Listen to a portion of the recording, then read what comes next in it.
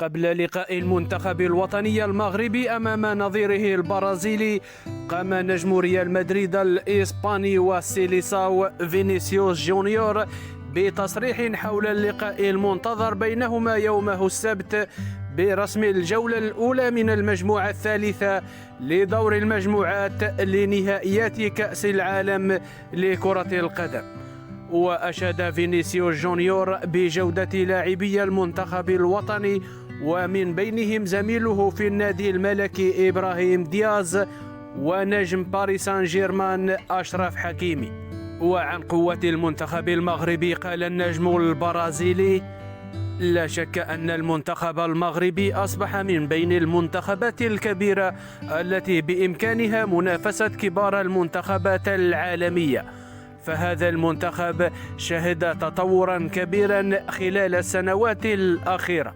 وأضاف فينيسيوس: لا شك أن المنتخب المغربي قد يفاجئ الجميع في كأس العالم على غرار ما فعله في النسخة الماضية بقطر، فهو يمتلك لاعبين بارزين من بينهم زميلي في النادي إبراهيم دياز وأشرف حكيمي الفائز بدوري أبطال أوروبا للمرة الثانية على التوالي.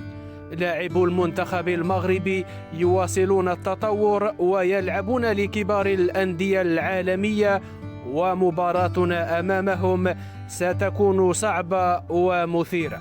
ومن جانبه أكد الإيطالي كارلو أنشيلوتي مدرب المنتخب البرازيلي خلال المؤتمر الصحفي الذي عقده قبل مواجهة المنتخب الوطني أن منتخب أسود الأطلس يعد من أقوى المنتخبات في المجموعة، وبأنه الاختبار الأصعب الذي ينتظر المنتخب البرازيلي في دور المجموعات.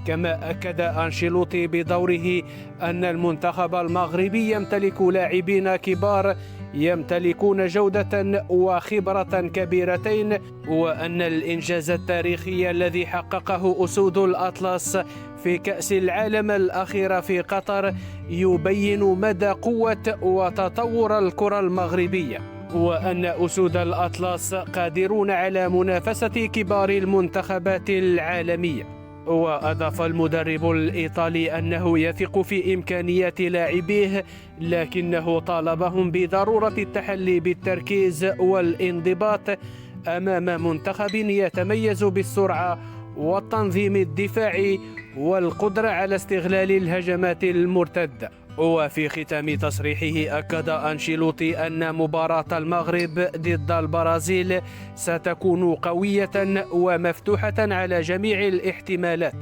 وأن البداية بأحسن صورة ممكنة ستكون مهمة بالنسبة للمنتخب البرازيلي. وللإشارة فلقاء المنتخب الوطني ضد نظيره البرازيلي سيجرى يومه السبت على الساعة 11 ليلا بتوقيت المغرب. حظا سعيدا نتمناه لأسود الأطلس في بداية مشوارهم المونديالي.